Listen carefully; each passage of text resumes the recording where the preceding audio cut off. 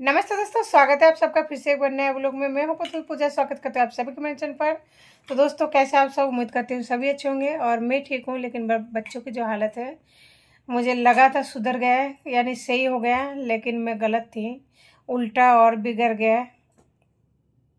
तो देखते हैं आगे क्या होता है। भगवान अगर चाहा तो सब कुछ सही होगा। बस थोड़ा सा जो परीक्षा की देने की होती है ना, वो तो देनी पड़ेगी। अभी शाम की टाइम हो रही है। सोनू को है ना थोड़ा सा ये जेम दे दिया, ये क्या बोलते हैं उसको, मीठी वाली सौंफ। छोटू को भी है ना सौंफ ही दे दिया, लेकिन ये ज़्यादा परेशानी बन रहा है, तो ये पढ़ाई करने में लग रहा है। कलर पेंसिल को निकाल लिया सारा, और जब छोटू सोनू स्कूल जाएगा तो फिर परेशानी हो जाएगी, फिर लानी पड़ेगी। आधो को तो तोड़ तुड़ा के रख दिया। कैसे क्या करोगे बेटा, ऐसे करोगे? पैसा ही नहीं रे बेटा। और रबर को तोड़ दिया, और सारे पेंसिल वगैरह ऐसे कर रहे हो।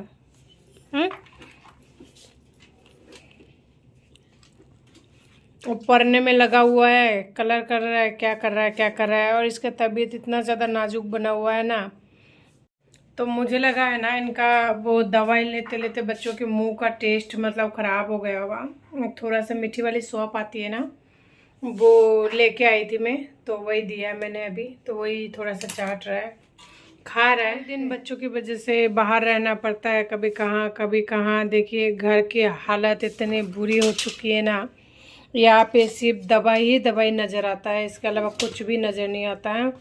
ये है सोनू की दवाई, जो यहाँ रखी हुई है, दे रही हूँ एक के बाद एक। अब ये वाले दवाई देना बाकी है, अभी एक और है। ये तो है खाली पेट का, एक और दवाई है। और ये है छोटू की दवाई। चाय बना के पी लिया, बच्चों को भी दे लिया। थोड़ा सा दूध गर्म किया है, आधी किलो जितना, क्योंकि इसमें से चाय बना लिया ना, इसलिए थोड़ा कम हो गया। देखिए सारा पट्टी में बस ये दवाई ही दिखेगा, और कुछ भी नहीं दिखेगा घर में। दवाई दवाई रखी हुई है, बर्तन वगैरह ऐसे ही रखी हुई है। क्योंकि क्या करे एक इंसान, क्या करे। डॉक्टर के पास सुबह से शाम बाहर लगे रहो, उसके बाद में आओ, खाना बना बनाओ, सारा काम करो, तब तक हालत पूरी तरह से थक जाती है। और अब ऐसा लग रहा है कि कहीं ऐसा ना हो कि आज कल में ना मेरी तबीयत ख़राब हो जाए, क्योंकि बहुत ज़्यादा बॉडी पेन हो रही है। वो तो होगा ही, और बॉडी पेन की बाद है ना ऐसा लग रहा है चक्कर सा आ रहा है, तो समझ नहीं आ रहा है क्या करूँ। चक्कर तो इसलिए आ रहा होगा क्योंकि सारे दिन बाहर निकल जाती हूँ, बच्चे हैं उनका केयर करनी पड़ती है, फिर खाना वगैरह कुछ नहीं बना पाती हूँ, ना ही खाती हूँ, और ठीक से खाना भी नहीं ले पा रही हूँ, ना ही माथे में तेल वगैरह लगा रही हूँ, कुछ भी नहीं केयर हो रहा है ना, इस वजह से। और टेंशन तो है, टेंशन सबसे बड़ी चिंता है। बीच बीच में उसके बाप का फ़ोन आ जाता है, जहाँ पे वो टॉर्चर करके रख देता है। कभी कहता है बच्चा चाहिए, कभी कहता है बच्चा नहीं चाहिए, कभी कहता है तू सही नहीं है, कभी कहता है मैं अब भी आ रहा हूँ।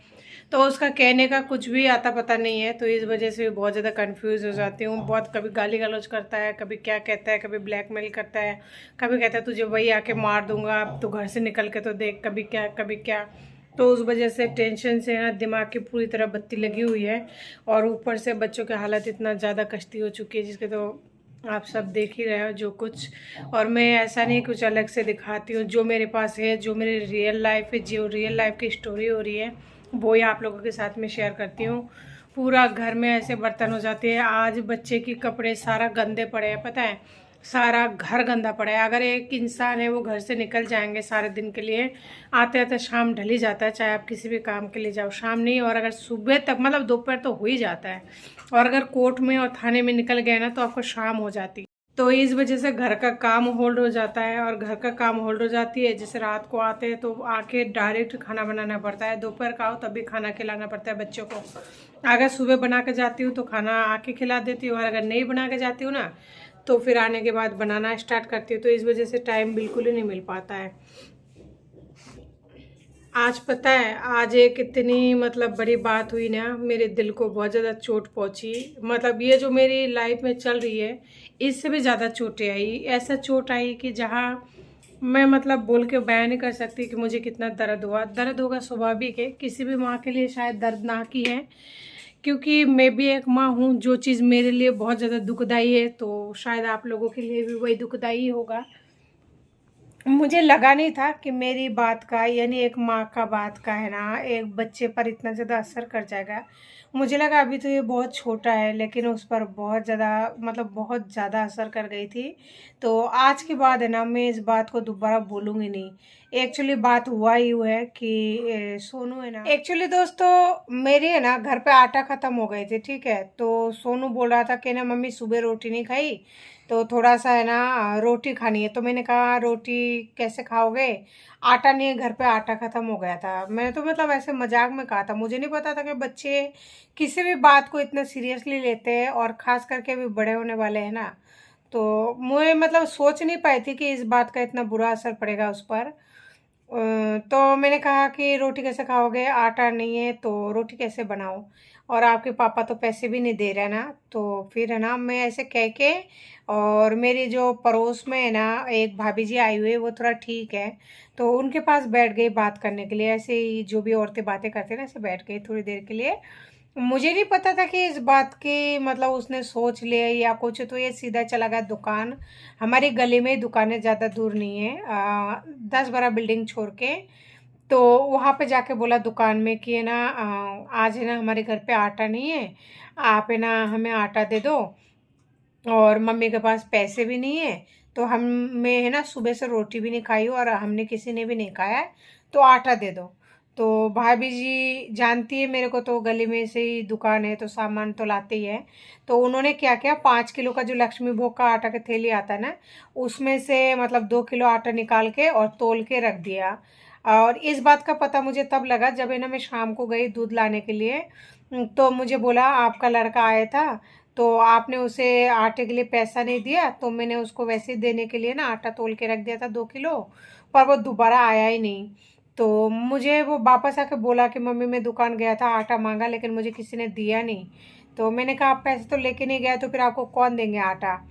तो फिर मुझे लगा ऐसे ही बोल रहा है, बच्चा है ऐसे बोल रहा है। जब दूध लाने गई तो मुझे पता लगा कि ये बात सच में, वो दुकान गया था और भाभी जी है ना आटा तोल के रख दिया था। उसके बाद में जब मैं घर पे आई ना, तो घर पे आने के बाद में मुझे इतना बुरा फील हुआ कि आज मेरी एक लफ्ज़ की वजह से बच्चा मेरी आटे के लिए मतलब दुकान तक पहुंच गया रोटी खाने के लिए। मुझे नहीं पता था कि उसे ये बात इतना ज़्यादा मतलब असर कर जाएगा, जबकि उसका तबीयत बहुत ज़्यादा ख़राब है, बहुत ज़्यादा नाजुक बनी हुई है। तो मैं कोशिश करूँगी आइंदा से कोई भी ऐसी बात हो जो घर में सामान ना हो या पैसा ना हो, कोई भी बात हो उसके सामने कहने की कोशिश ना करूँ, और उसके ऊपर इस तरह से बातें ना करूँ। क्योंकि बच्चों पर, छोटे बच्चे जो होते हैं ना, जो थोड़ा सा समझने लगता है, तो इस तरह की मतलब इतना ज़्यादा उनके ऊपर टेंशन हावी हो जाती है।